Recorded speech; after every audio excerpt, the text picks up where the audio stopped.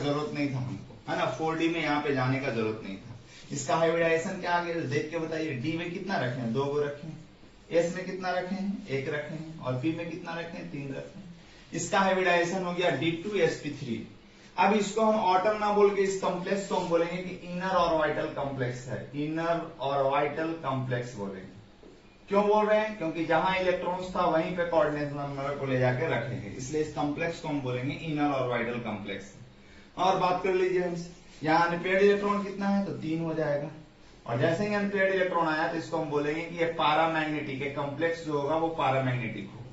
और क्या हमसे बात करेंगे यहाँ पे, तो और आपको बताना ये होगा कि इसका मैग्नेटिक मोमेंट कितना हो जाएगा। मैग्नेटिक मोमेंट तो root under n into n plus 2, और n के जगह पे हम कितना रख देंगे जी, 3, और 3 इंटू 3 प्लस 2 आप रखोगे, मीन्स आ जाएगा 15 आ जाएगा। इसका मतलब 16 होता तो 4 होता, 16 से कुछ कम है, इसका मतलब हो जाएगा 3.9 के करीब में इसका मैग्नेटिक मोमेंट का वैल्यू आ जाएगा, है ना। तो ये इस तरीका से दोनों क्वेश्चन को हम लोग सॉल्व कर लेंगे। क्वेश्चन पूछा था आपका जेई 2016 में, है ना, जो अभी हम लोग पढ़ रहे थे उसी से रिलेटेड देखिए क्वेश्चन आता कैसे है आपका। तो देखो पूछ रहा है सेम मैग्नेटिक मोमेंट, तो मैग्नेटिक मोमेंट होने के लिए क्या होना चाहिए, मैग्नेटिक मोमेंट के लिए आपके पास फॉर्मूला था, क्या फॉर्मूला था, root under n into n plus 2 था। माने नंबर ऑफ अनपेयर्ड इलेक्ट्रॉन अगर सेम हो जाएगा तो मैग्नेटिक मोमेंट क्या होगा, सेम होगा। ये बात तो आपको समझ में आ रहा है। अब चलो ए नंबर चेक करके देखते हैं। ए में आपके पास में ये कॉम्प्लेक्स है, इसको x मान लेते हैं। देखो तो डायरेक्ट हम लोग करते हैं, इसको हम लोग निकालते हैं। 1 Mn है और क्या है, 6 वाटर मॉलिक्यूल्स है, और क्या है बराबर प्लस 2 हो जाएगा। x बराबर आ गया प्लस 2, क्योंकि वाटर का न्यूट्रल होता है, 0 ले लेंगे। अब Mn पे प्लस 2 चार्ज गया ना, Mn पे प्लस 2 चार्ज, तो Mn का मतलब हो गया इसका मैंगनीज हो गया, और ये आर्गन 4s2 3d5। अब 2 इलेक्ट्रॉन्स लूज करेगा, तो 4s0 3d5। Clear, 2 electrons loose करके अब अनपेयर्ड इलेक्ट्रॉन्स यहाँ पे कितना हो जाएगा, डी के लिए कितना बॉक्स होता है, तो 5 बॉक्स होता है ना, डी के लिए 5 बॉक्स, हमेशा 5 बॉक्स होता है। मीन्स यहाँ पे अनपेयर्ड इलेक्ट्रॉन्स का वैल्यू हो गया 5। इसमें बात कर लीजिए Cr को, हम लोग क्रोमियम को, एक क्रोमियम है, 6 वाटर मॉलिक्यूल्स है, और बराबर हम लोग ले लेंगे प्लस 2 चार्ज आ जाएगा। इसमें देखते हैं तो क्रोमियम का x मानेंगे, वाटर का तो 0 लेते ही है, बराबर प्लस 2 आ जाएगा। क्रोमियम पे प्लस 2 चार्ज गया, तो क्रोमियम का एटॉमिक नंबर होता है 24, यह आ जाएगा आर्गन 4s1 और 3d5। अब 2 इलेक्ट्रॉन्स लूज करना है, तो 4s0 और 3d4 आ जाएगा। मीन्स यहाँ पे अनपेयर्ड इलेक्ट्रॉन्स कितना आ जाएगा जी, तो यहाँ पे अनपेयर्ड इलेक्ट्रॉन्स का वैल्यू आपको पता चल जाएगा कि यहाँ पे डी के लिए 5 बॉक्स होता है, लेकिन यहाँ 4 ही, यानी अनपेयर्ड इलेक्ट्रॉन्स का वैल्यू यहाँ पे 4 आ जाएगा। मीन्स ये आंसर नहीं होगा। अब इसमें हम बात कर लेते हैं कि ये वाला कॉम्प्लेक्स में क्या होगा, बी नंबर में चेक कर लो।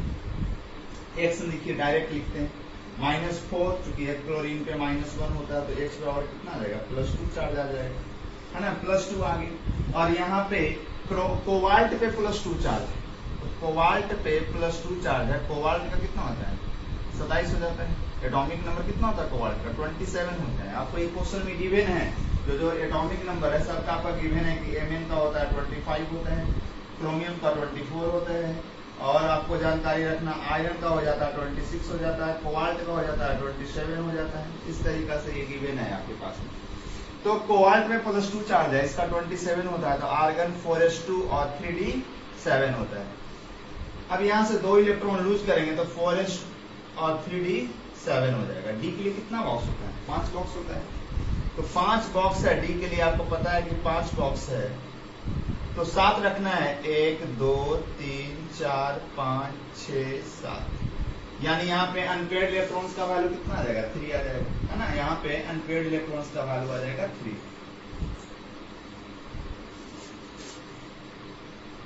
अगर इसमें हम बात कर लेते, इसमें अगर बात कर लेंगे, आयरन का हो जाएगा x, और वाटर का तो 0 लेंगे, x बराबर प्लस 2 आ गया। आयरन पे हो गया प्लस 2 चार्ज, प्लस 2 चार्ज, तो आप ये बात कर लो, आयरन का होता है 26 ना, तो आर्गन 4s2 और 3d6। अब आपको लूज करवाना है 2, तो 2 लूज करवाएंगे तो हो जाएगा 4s0 3d6, और D6 है तो D के लिए तो 5 बॉक्स होता ही है ना, D के लिए 5 बॉक्स। तो यहाँ पे आप रखोगे तो 1 2 3 4 5 6 मीन्स यहाँ पे अनपेयर्ड इलेक्ट्रॉन का वैल्यू आ गया 4। अब हमको आंसर देखो यहाँ से पता चल गया, क्या पता चल गया कि एक तो जगह यहाँ पे आया था 4 अनपेयर्ड इलेक्ट्रॉन्स मैंने क्रोमियम वाला में, और दूसरा आयरन वाला में। तो क्रोमियम और आयरन जहां ऑप्शन में होगा वही हो जाएगा, मीन्स ये वाला आंसर आप आसानी से कर सकते हैं। फिर से समझिए कैसे काम कर रहे थे। यहाँ पे मेटल्स हमारा था क्रोमियम, और क्रोमियम वाला का ये वाला कॉम्प्लेक्स का आप निकाले थे पहला ऑप्शन में, तो देखो अनपेयर्ड इलेक्ट्रॉन 4 था। और सेकंड वाला इसमें आप देखेंगे इस वाले ऑप्शन में, ये सेकंड वाला जो हम लोग निकाले हैं Fe2O6, यहाँ भी अनपेयर्ड इलेक्ट्रॉन्स आपका आ रहा है 4।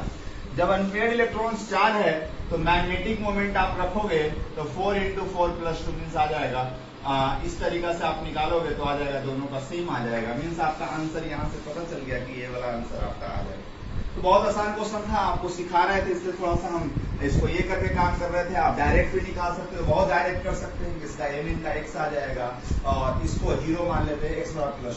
अब यहाँ से ऑक्सीडेशन स्टेट निकालिए। ऑक्सीडेशन स्टेट और अनपेयर्ड इलेक्ट्रॉन चेंज करता है, ऐसा नहीं कि आप ऑक्सीडेशन स्टेट निकाल लिए तो आपका अनपेयर्ड इलेक्ट्रॉन आ गया, ये कंफ्यूजन में नहीं रहना।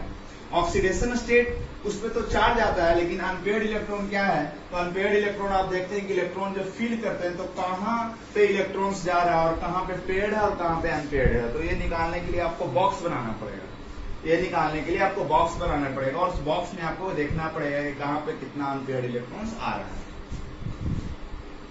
ऐसा क्वेश्चन आया था 2012 में, इस तरीका से क्वेश्चन पूछा था कि डी इलेक्ट्रॉनिक कॉन्फ़िगरेशन दे दिया है ना, क्रोमियम का दे दिया है मैंने, इस तरीके सब कॉम्प्लेक्स में आप निकालोगे तो क्रोमियम पे +2 चार्ज आएगा। देखिए आता है कि नहीं, x इसका 0 ले लेंगे बराबर +2, इसका +2 चार्ज आएगा, ये भी दिया गया, इसका भी +2, मैंने सबका +2 होगा जो गिवन है। और ये भी गिवन है कि क्रोमियम का आ जाएगा, क्रोमियम पे अगर +2 चार्ज आ रहा है तो इसका D4 जाएगा, मीन्स देख सकते हैं आर्गन 4s1 3d5 होता है।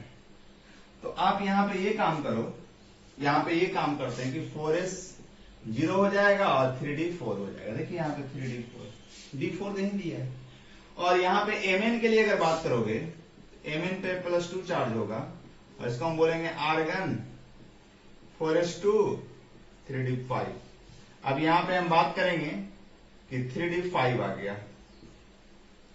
उसके बाद Fe+2 में हम बात करेंगे कि आर्गन 4s2 3d6। तो यहां से 2 इलेक्ट्रॉन्स लूज करेगा तो 3d6 आ जाएगा। और कोबाल्ट पे +2 चार्ज आएगा, तो कोबाल्ट पे +2 चार्ज आएगा, आर्गन 4s2 3d7। तो यहां पे 3d7 हम बात कर लेंगे इस तरीका से। आपसे पूछ क्या रहा है कि लोएस्ट मैग्नेटिक बिहेवियर कहां पे होगा, मीन्स जहां अनपेयर्ड इलेक्ट्रॉन कम होगा। तो अनपेयर्ड इलेक्ट्रॉन देखना है तो आपको बॉक्स बनाना पड़ेगा। बॉक्स को हम लोग बोलते हैं ऑर्बिटल्स। तो डी के लिए 5 बॉक्स हो, और यहाँ पे अगर हम रख देते हैं तो अनपेयर्ड इलेक्ट्रॉन का वैल्यू 4 आ जाएगा। अगर यहाँ पे अगर हम बात कर लेते हैं तो यहाँ पे अनपेयर्ड इलेक्ट्रॉन्स का वैल्यू यहाँ पे आ जाएगा 5। अगर यहाँ पे हम बात कर लेते हैं D6 के लिए, तो D6 के लिए आप बात कर लो तो 1 2 3 4 5 6, यहाँ पे अनपेयर्ड इलेक्ट्रॉन्स आ जाएगा 4। D7 के लिए अगर हम बात करेंगे तो 1 2 3 4 5 6 7, 5 ही बॉक्स होता है ना, तो 1 2 3 4 5 6 7, अनपेयर्ड इलेक्ट्रॉन्स का वैल्यू हो जाएगा 3। तो आपको ये पता चल गया कि कहां पे अनपेयर्ड इलेक्ट्रॉन्स कम है। तो अनपेयर्ड इलेक्ट्रॉन्स कम होगा CO वाला ये वाला आंसर है। तो यहाँ पे अनपेयर्ड इलेक्ट्रॉन्स कम है, इसका मतलब पैरामैग्नेटिक बिहेवियर जो होता है वो डायरेक्टली प्रोपोर्शनल होता है अनपेयर्ड इलेक्ट्रॉन्स का। जहां अनपेयर्ड इलेक्ट्रॉन्स ज्यादा होगा उसका पैरामैग्नेटिक बिहेवियर ज्यादा होगा, जहां कम होगा उसका कम हो जाएगा। इसका मतलब आंसर ये वाला चला जाएगा। तो इस तरीका से ये भी क्वेश्चन आपका बन गया। अभी इसका और भी क्लास बचा हुआ जो हम लोग इसके बाद करते हैं, इसका हाइब्रिडाइजेशन और भी कॉम्प्लेक्स का हम लोग देखेंगे।